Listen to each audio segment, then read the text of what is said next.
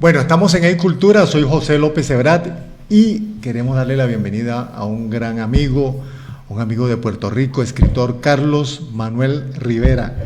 Carlos, bienvenido y es un placer tenerte con nosotros. Hemos construido y ampliado esta alianza afectiva, cultural, literaria, artística con tu nación, con tu bella nación, Puerto Rico, y tener un escritor del alcance tuyo que tiene una conexión con nuestro país, Colombia, maravillosa, que ya vamos a ir desarrollando. Pero bueno, antes de adentrarnos en el tema que nos convoca en el día de hoy desde Cultura, que se emite desde la Q Digital de Colombia, queremos enviarte un fuerte abrazo. Bienvenido, Carlos Manuel Rivera.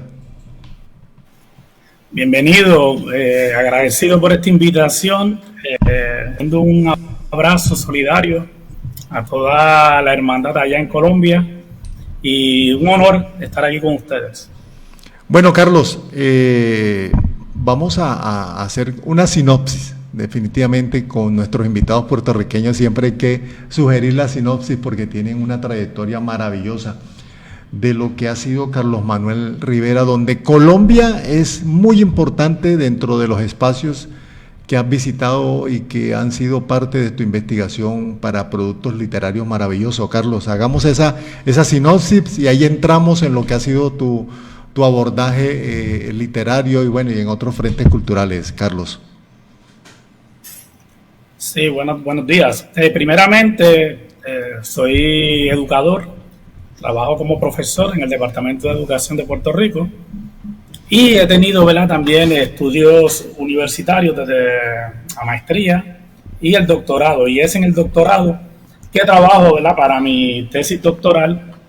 Ahí hago contacto con el escritor Manuel Zapata Olivella y, ¿verdad?, es con su obra Chango de Gran Putas, que la utilizo para hacer mi tesis doctoral y completo, ¿verdad?, mi grado doctoral con esta tesis que se titula Heterotopías y la memoria autorizada en Chango de Gran Putas de Manuel Zapata Olivella.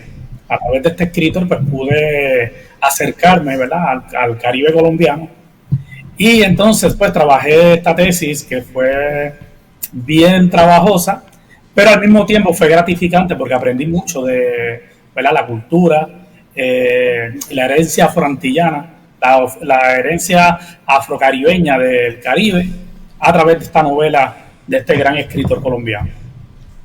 Carlos, también hemos observado, antes de regresarnos y retomar ese ítem tan importante que es Manuel Zapata Olivella, has trabajado en la narrativa breve, el microrrelato, que inclusive hay unos análisis sobre tu obra, por ejemplo, de Carlos Canales, quien fue nuestro anterior invitado, el gran dramaturgo puertorriqueño. ¿Por qué abordas el microrrelato? ¿Qué te inspira o qué te lleva, qué te conduce o qué te empuja a construir relatos cortos, cuentos breves? ¿Qué sucedió ahí, Carlos? Sí, por lo general, la influencia de grandes escritores como Julio Cortázar, Jorge Luis Borges, el mismo Gabriel García Márquez, que también fue un referente importante en esas primeras lecturas que hice cuando era estudiante universitario, pues me llevaron a acercarme a la literatura breve, a la narración breve.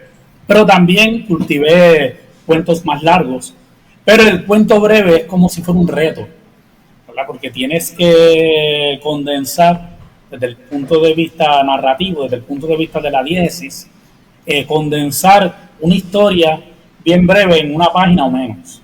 Así que esto constituyó un reto y yo quise, ¿verdad?, aceptar este reto y trabajé mis primeros cuentos breves, aunque ya tenía cuentos más largos, pero es entonces en el 2010 que someto una colección de cuentos a un certamen universitario en la Universidad de Puerto Rico y esta colección de cuentos pues gana una de las premiaciones, así que definitivamente pues yo entendí que estaba en la coordenada correcta, trabajando con la literatura breve, y de ahí me inspiré. Luego de esa colección de cuentos pues fue publicada bajo el sello Palabra Pórtico Editores en el 2015. ¿Qué provoca el cuento breve, Carlos? ¿O cuál es tu intencionalidad? Es un reto, es un desafío, porque tienes que condensar, tienes que, ¿verdad?, limpiar de ripios, de andamiajes que no son necesarios y trabajar la historia que puedes utilizar hasta el propio título como parte de la diégesis o parte del cuento que estás desarrollando. Constituye un reto y un desafío lograr una historia en una página o menos. Definitivamente el punto final no es que sea un rasgo característico de la narrativa breve. De pronto entre las pretensiones de un narrador breve, como es el caso tuyo, pretendes que queden muchos interrogantes en el perceptor, en el lector. De pronto ese es uno de los propósitos, Carlos. Sí, sí, definitivamente. Lograr lo que le llaman la elipsis es uno de los detonantes del cuento breve. Esta elipsis, que es información que tú no vas a dar, porque entonces es el lector que tiene que completar la historia, tiene que buscar referentes, tiene que acercarse a lo que es intertextual, tratar de buscar estos elementos que tú no vas a dar en la historia, sino que, ¿verdad?, que los sugieres, y es el lector el que va a participar, ¿verdad?, contigo en ese descubrimiento, en esa historia. Así que, ¿verdad?, el mismo Julio Cortázar lo mencionaba, que el lector tiene que ser un lector agresivo, un lector que establezca un pacto contigo en la lectura. Es decir, el autor, ¿verdad?, va a trabajar el cuento, pero es el lector el que va a tratar de descifrar, ¿verdad?, como si fuera un detective, descifrar cuáles son los elementos que están ahí y cómo él se puede acercar a ellos a través de referencias, intertextos y otras claves que tenga la historia para contar. Carlos, de ahí me voy a ir a un tema que venimos desarrollando permanentemente en E-Cultura, y es el tema del nivel de lecturabilidad. ¿Cómo estamos? Nosotros en nuestro país las pruebas PISA no nos dejan muy bien ubicados. PISA es una medición internacional que entre otros mide el tema de lectura y estamos muy mal. Entonces nosotros para salirnos de esa zona de confort ornamental trabajamos con nuestros invitados potenciales posibles soluciones. Escuchándote noto que la narrativa breve puede ayudar a crear ese lector o ese perceptor que haga lecturas funcionales entre líneas. Me parece que debemos profundizar mucho en esa narrativa breve para lograr un lector proactivo, ¿no?, frente a un texto como los tuyos, por ejemplo. Sí, definitivamente la narrativa breve puede ser un aliado para trabajar, ¿verdad?, estas destrezas de lectura o lectoescritura. Y no se preocupe que en Puerto Rico pues también salimos, sí, no salimos bien tampoco en las pruebas PISA. Pero es una alternativa, ¿verdad? Es una alternativa bien interesante. De hecho, muchos de nuestros educadores pues han visto en el cuento breve, en la narrativa breve, un aliado que ha sido, ¿verdad?, que ha sido de gran ayuda. Porque captura la atención del estudiante rápido. Nuestros estudiantes hoy día, de acuerdo a su nivel y en cuanto al momento histórico que les tocó vivir, son estudiantes que tienen una vida muy ligera, ¿verdad?, por la tecnología, tienen que estar, ¿verdad?, leyendo rápido, porque ellos, ¿verdad?, son del TikTok, del WhatsApp, que son textos breves. Pues definitivamente la narrativa breve se presta para esto, ¿verdad?, este tipo de lectura, que no significa que no se va a profundizar. Se va a profundizar, pero tenemos más tiempo entonces para el análisis. Ya que la obra es corta, ya que la obra, ¿verdad?, no requiere mucho tiempo de lectura, pues el tiempo que sobra podemos utilizarlo para analizar, para profundizar en la historia y buscar estos referentes, estos elementos que son parte, ¿verdad?, de este análisis literario que se puede lograr con la narrativa breve. Carlos, ¿por qué un escritor puertorriqueño se interesa por la vida de un gran escritor, de un gran hombre que admiramos profundamente, Manuel Zapata Olivella? A partir de un elemento muy puntual, el análisis de Changó, el Gran Putas. Sí, primeramente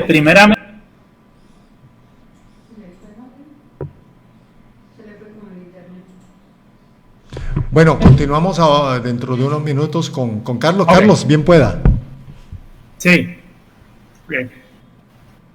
Te escuchamos, Carlos. El estudio doctoral en el Centro de Estudios Avanzados de Puerto Rico y el Caribe, nosotros, ¿verdad?, en nuestras clases doctorales tuvimos contacto con literatura colombiana, y uno de los textos que analizamos, ¿verdad?, en nuestras clases fue Chambacú, Corral de Negros.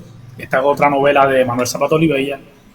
Yo noté inmediatamente, ¿verdad?, unas dimensiones que este autor tenía que otros no tenían, ¿verdad? Unas dimensiones, una penetración desde el punto de vista afroantillano, afrocaribeño, y esto fue lo que me llamó la atención.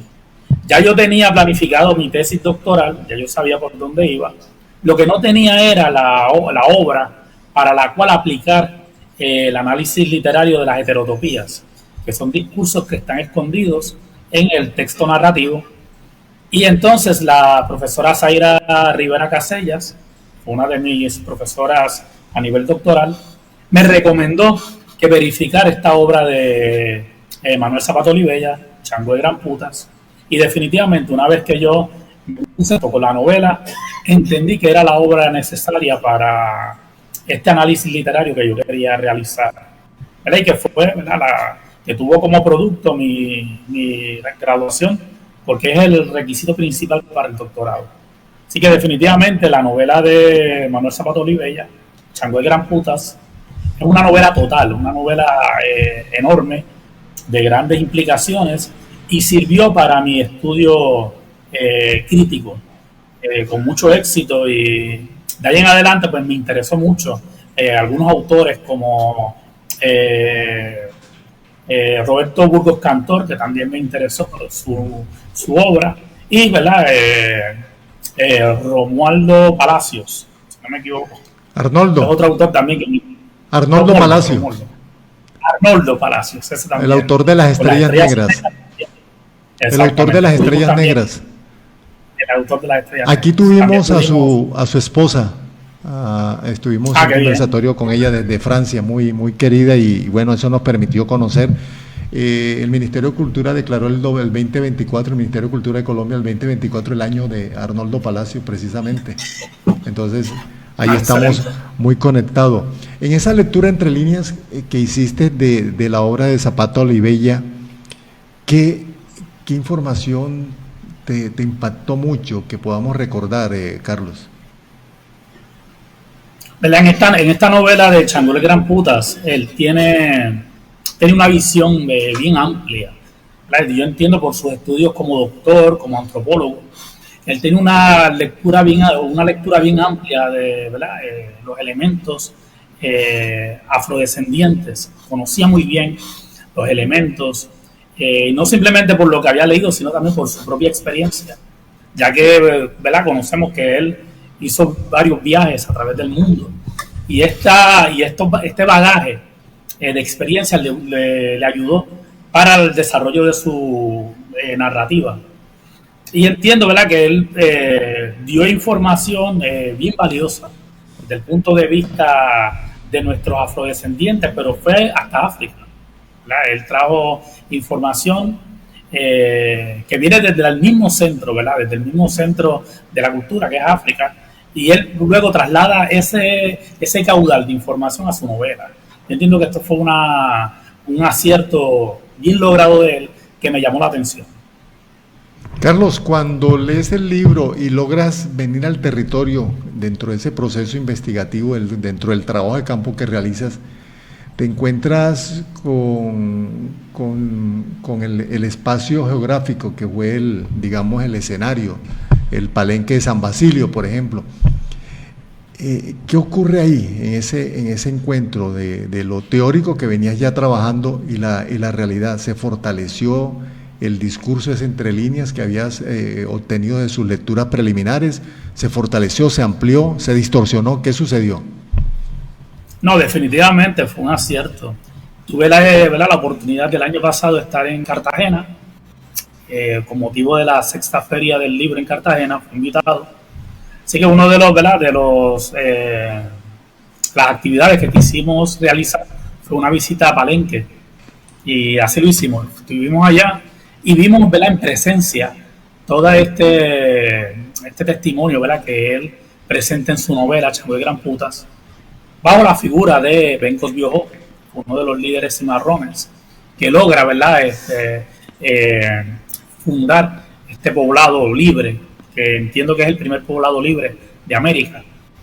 Y estar allí fue una experiencia de acierto, y que definitivamente constató todo el que él utilizó. Así que, ¿verdad?, para mí fue un privilegio estar allí y aprender, ¿verdad?, en presencia estos movimientos, ¿verdad?, que realmente, ¿verdad?, el efecto del cimarrón y de la libertad fue en toda América, pero definitivamente Ben Cosbiojo fue uno de los referentes importantes, tanto para la novela, ¿verdad?, Chango de Gran Putas, su tesis doctoral, y también para la colección de cuentos que luego yo publiqué. Carlos, voy a abrir unas comillas para leer una descripción, ya se la felicité al autor, un gran amigo suyo. En los últimos años los escritos se han adherido a la modalidad narrativa del microrrelato o microcuento, que ha tenido una aceptación en los lectores de ficción. Si el cuento es un universo compacto y cerrado, el microcuento es casi hermético y exige un dominio imprescindible de la elipsis, ya que los microrrelatos ocultan más información a los lectores y les exigen no solo la complicidad que argumentaba Julio Cortázar, sino que invita a traspasar el umbral del misterio y a tratar de descifrar ese universo particular de ficción donde se condensan en una oración, en unas pocas oraciones o en una o dos, tres páginas de extensión. Es una parte, la introducción de Carlos Canales sobre su obra Col 45. Primero, maravilloso el abordaje que usted hace, literario, y aplaudir esta sinopsis que hace Carlos Canales sobre su trabajo. ¿En qué consiste Col 45, Carlos? Y agradecido a Carlos. Carlos prácticamente es un mentor que fue mi maestro, ¿verdad?, en unos cursos de dramaturgia que yo estuve tomando. Así que Carlos siempre ha sido un aliado, y agradecido, y un saludo.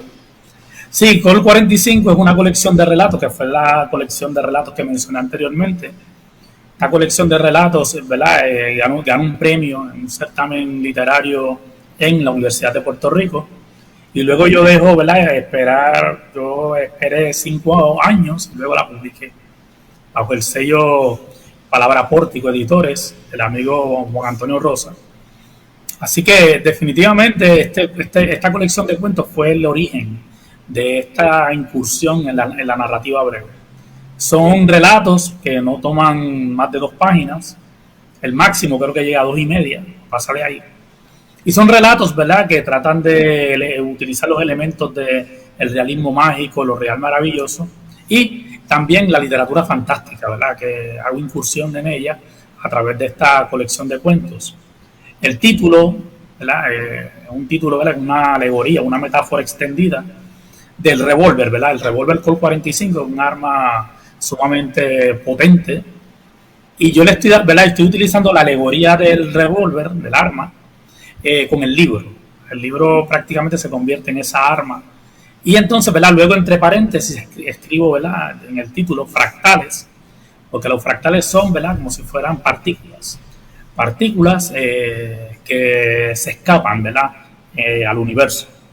Pues definitivamente esas partículas son los cuentos breves, que aunque están montados en un arma potente, pues definitivamente su trabajo es, ¿verdad?, hacer partículas que toquen, ¿verdad?, elementos vivenciales, humanitarios, de la vida misma, del misterio, todo eso. Esa fue, ¿verdad?, la primera colección de cuentos que publiqué, y ese era el fin, ¿verdad? Y al mismo tiempo yo quise también hacer un honor, ¿verdad?, hacer un tributo a todos estos grandes autores, Julio Cortázar, el mismo Jorge Luis Borges, Gabriel García Márquez, Fernando Iwasaki de Perú. Fue como un homenaje a estos grandes autores que utilizaron el cuento breve primero que yo, y que definitivamente son referentes en este tipo de género literario. Carlos, ¿tenemos a la mano alguno de los cuentos cortos? Nos agradaría mucho escucharlos en la voz del autor, ¿no? Sí, tengo aquí el libro, voy a leer uno, ¿no? Son bien cortitos, ¿verdad? Prácticamente algunos de ellos son solamente media página, pero, ¿verdad? Como mencionamos, llenos de elementos, ¿verdad? Elementos que el lector tiene que entonces buscar, ¿verdad? Buscar esa elipsis. Lo que falta, el lector tiene que hacer el esfuerzo para poder hacer esto de lectura con el autor. Dice, este se titula Retribuciones. Dice, niño soldado dejó de apuntar con su rifle al franciscano que rogaba por su vida. Al rato se fugó un disparo solitario seguido de un corto metrallazo. La Biblia, ahuecada, voló hasta al despeñadero de las emboscadas. No discernió el religioso que las balas huyen de Asim, hijo predilecto de la pantera. De camino a la aldea, la canción infantil se imponía sobre el viento ensangrentado y sobre los rugidos de agradecimiento. Y ahí yo lo dejo, media página. Continúo leyendo lo que escribe Carlos Canales sobre usted y sobre esta obra en especial. Carlos Rivera plantea una cosmovisión filosófica que le pertenece, pero la revela de forma artística en cada una de las narraciones. Pero si analizan en conjunto esos microcuentos, su cosmovisión adquiere significados que pudieran ser infinitos como los agujeros negros del universo. Los microcuentos son universos fragmentados, pero terminada la lectura de Col 45, el lector intuye esa cosmovisión del narrador que provoca una reflexión profunda que lleva a cuestionamientos, a cuestionarnos todos los hechos y todas las teorías que nos inculcaron en la familia, en la escuela y en la universidad. Col 45 nos muestra un mundo con referencia a la historia, a la cultura que el lector puede reconocer, constatar, pero luego Carlos Manuel Rivera desprende el mundo de su eje y nos enfrenta con otro mundo que nos fascina, que nos despierta la imaginación, que trasciende nuestro condicionamiento de la realidad, que nos libera de los viejos paradigmas y nos devela un universo que no solo ampliaría nuestro conocimiento, sino que nos permite vivir una experiencia que nos ayuda a conocer los misterios y posibilidades insospechadas de nuestro ser. Qué interesante, ¿no?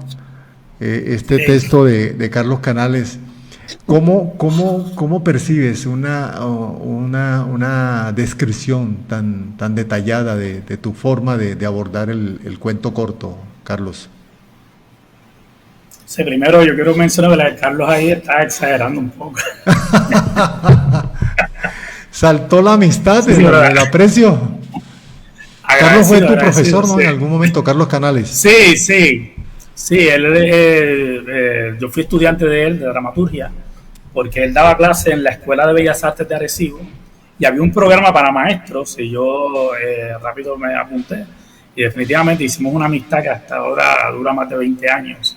Hemos seguido colaborando. No, pero agradecido, definitivamente. Sí, pero posiblemente Carlos se refiere al abordaje del cuento fantástico. A que el cuento fantástico, ¿verdad?, se sale del orden normal, del orden regular. Y entonces entra a otros espacios, ¿verdad? Esta literatura fantástica tiene, ¿verdad?, es con dobles planos. Está el plano normal, pero de inmediato entra un elemento que no conocemos, un elemento del misterio, y tuerce esa realidad, la tuerce, ¿verdad? De manera que entonces el lector se queda como impresionado, porque, ¿verdad?,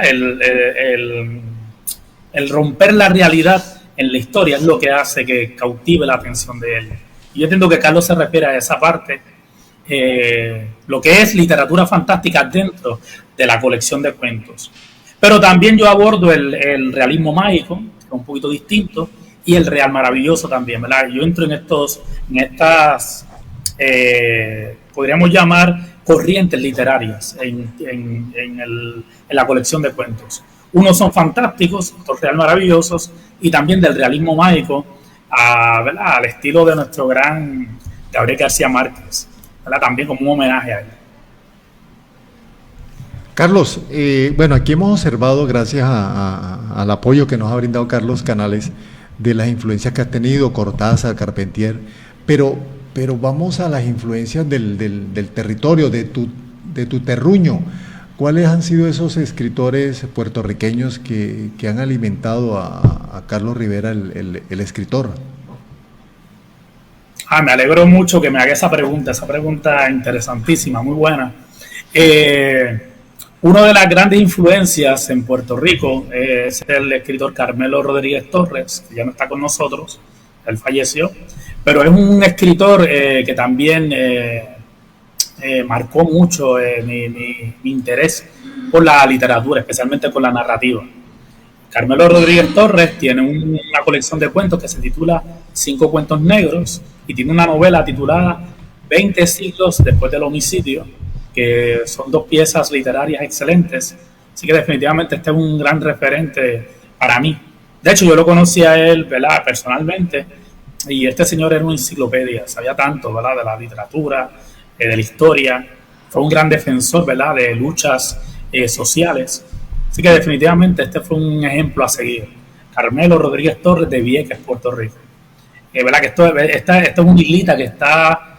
que es parte del archipiélago de Puerto Rico, pero él tuvo grandes luchas, ¿verdad?, defendiendo a Vieques de la Marina, porque antes la Marina hacía prácticas militares ahí, y él pues, definitivamente fue una de las voces que luchó contra este abuso, ¿verdad?, de la Marina de los Estados Unidos, y en su obra se levanta esta denuncia, ¿verdad?, que fue bien importante.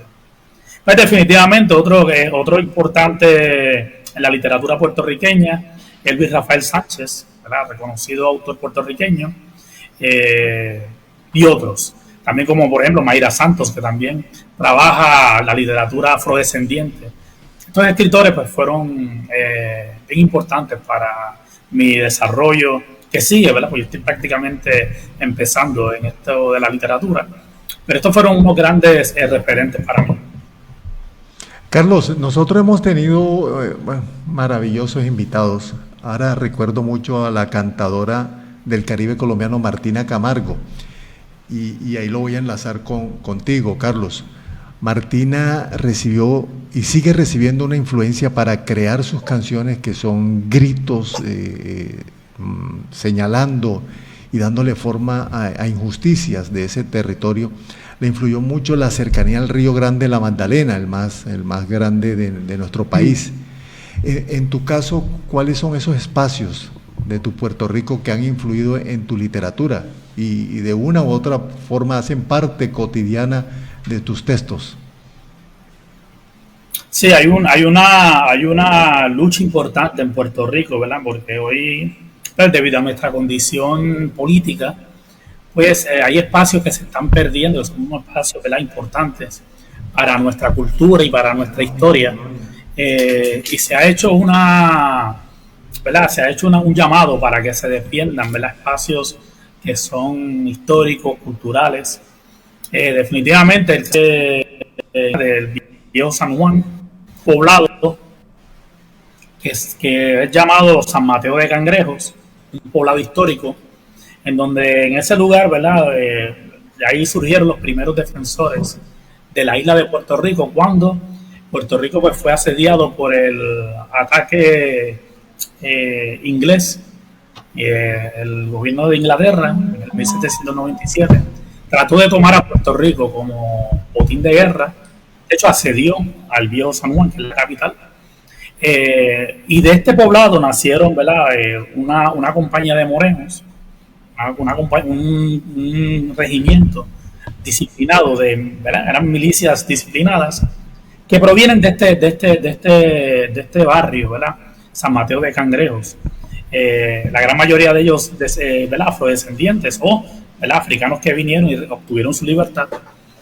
Pues ese poblado ahora está siendo asediado, ¿verdad?, por grandes intereses, quieren eliminarlo.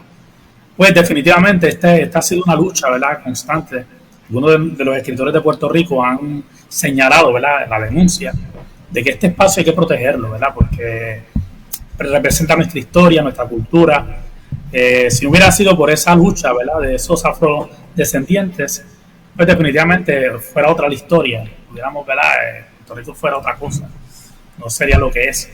Así que definitivamente esta es una de las grandes luchas que hemos llevado, y a través de la literatura, en el caso de Cocobale Danza de Guerra, mi segunda colección de cuentos, pues yo dedico un cuento a estos defensores de la lucha, ¿verdad? Por defender a Puerto Rico, la lucha patria, ¿verdad? Por defender a Puerto Rico.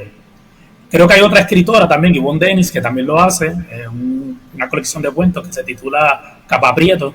Ella también le dedica un cuento a estos defensores de San Juan, ¿verdad? La compañía de Morenos Libres de Cangrejos. Un barrio de Santurce, y hoy día lamentablemente está siendo asediado por grandes intereses, ¿verdad? Quieren expropiar a los residentes que están allí, y eso es algo que no debe ocurrir. Carlos, quiero hablarle al pedagogo, que es usted. Sí. Nosotros tenemos dentro del grupo cada día más grande de personas que nos siguen, muchos jóvenes que están formándose en literatura sobre todo, sin entrar a profundizar porque el tiempo no nos los permite, pero ¿cuáles son esos rasgos o esas características que tiene que tener en cuenta el escritor que quiera abordar la narrativa breve? ¿Cuáles son esos puntos importantes para construir y darle estructura a una idea, Carlos? Sí, primero, ¿verdad? Buenos lectores, tener buenos referentes, leer, ¿verdad? Los mejores escritores. Esto es lo que nos... Claro está, no para copiarlos, sino para ver diferentes perspectivas, ver diferentes, ¿verdad? Cómo se abordan los temas. Y escribir. Buena lectura y mucho intento de escritura. Que si, por ejemplo, se hace un esbozo o un borrador, no botes ese borrador, guárdalo, ¿verdad? Porque de ahí luego pues pueden surgir ideas. Que cuando yo doy talleres de microcuentos, yo les menciono eso a ellos, que deben de mantener, ¿verdad? Los esbozos o borradores con ellos, porque luego esto puede servir de materia para otras historias, otros cuentos, otras perspectivas. Y leer y escribir. Carlos, el borrador, ¿qué importancia puede tener a futuro? No prescindir de él. Puede ser una nueva fuente de información, una nueva fuente de inspiración. ¿Dónde radica? Porque el borrador, por ejemplo, en la obra literaria de Gabriel García Márquez son tan importantes los borradores. Ahí está su obra póstuma, En agosto nos vemos. Los borradores juegan un papel muy importante. Sí, es clave.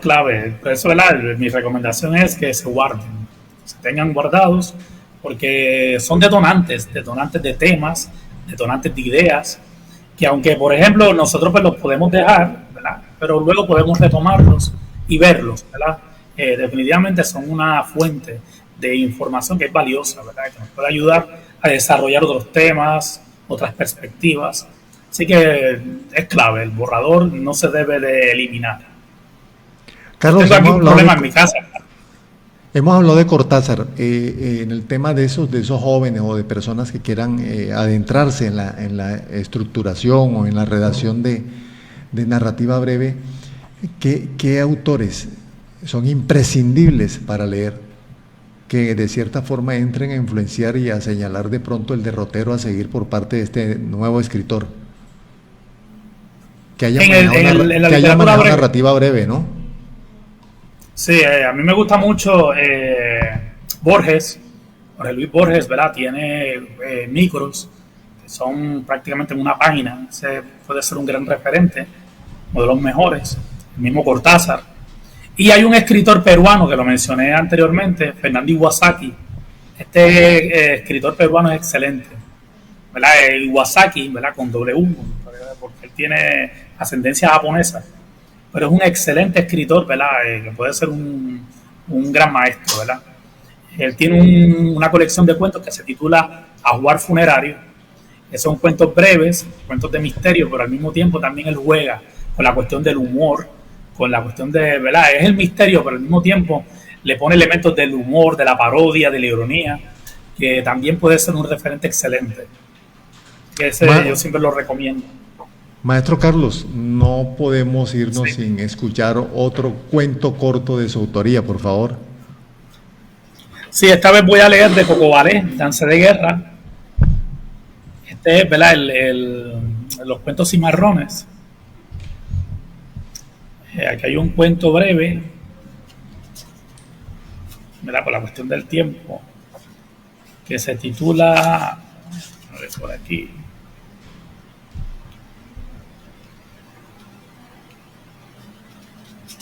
Estos cuentos son cuentos, ¿verdad?, que tratan sobre la lucha también de los afrodescendientes en todos los lugares de América. Yo escribí cuentos, ¿verdad?, sobre Suramérica, ahí está el de Bencos Viejo. Luego me fui al Caribe Central y finalmente termino con las islas, ¿verdad?, resaltando las luchas cimarronas. Estoy buscando uno aquí bien, que es bien breve.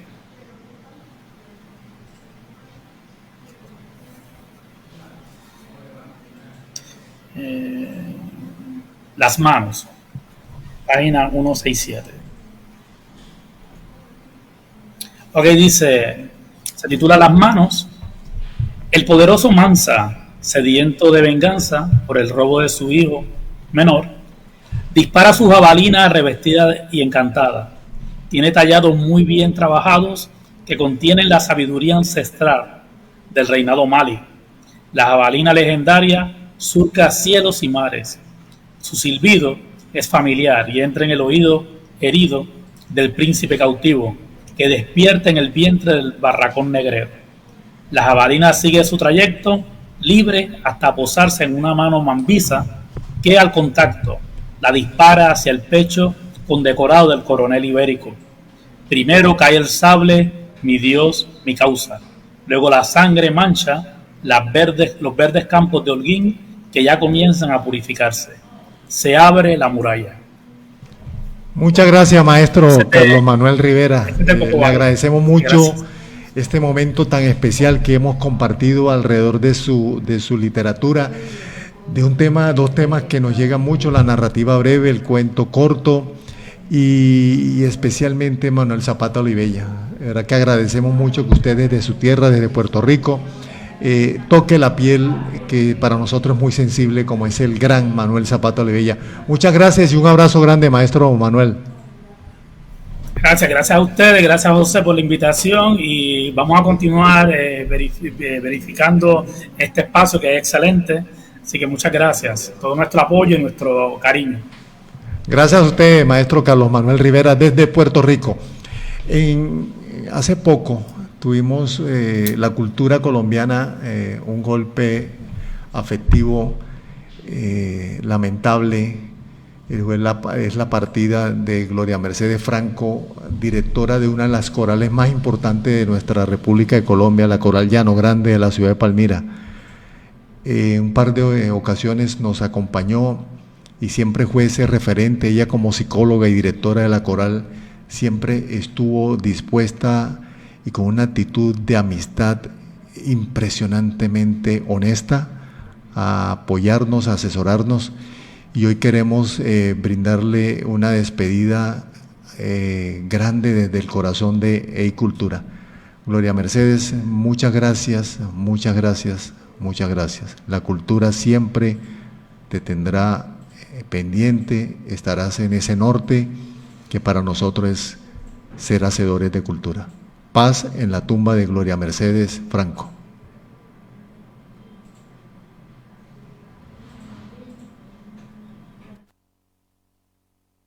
Dentro de los colegios hacer algo menos promocionado.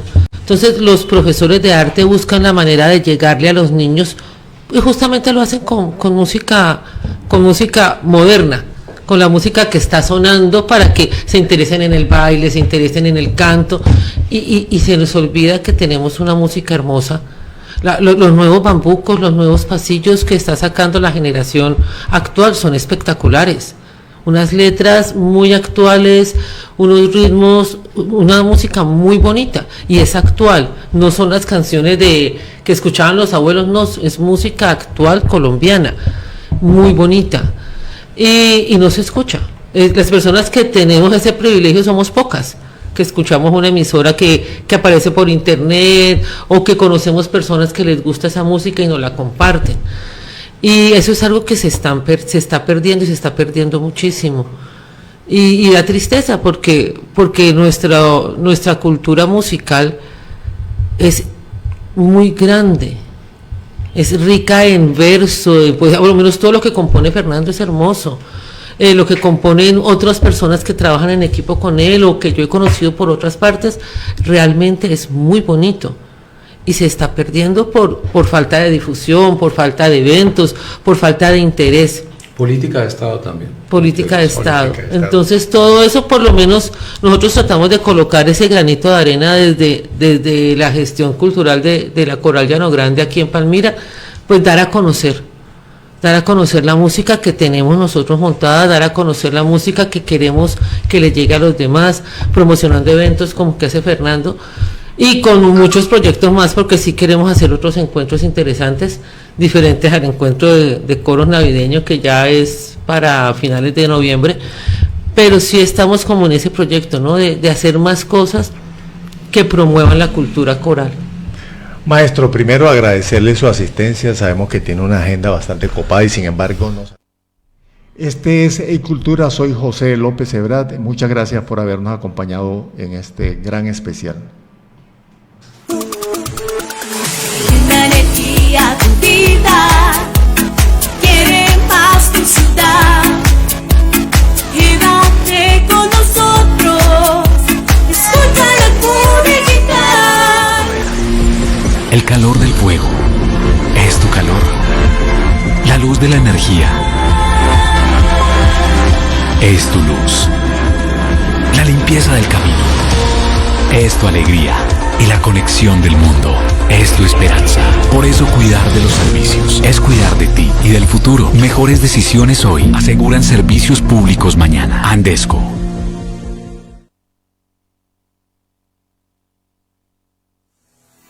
En un mundo donde las posibilidades son ilimitadas, ¿te has preguntado qué sucede en otras dimensiones paralelas? En la UAN no solo creamos profesionales, creamos visionarios, líderes que moldearán el mundo. Desbloquea tu potencial, abre tu mente y empieza a explorar nuevos conocimientos en un multiverso de oportunidades. Universidad Antonio Nariño, vigilada Mineducación.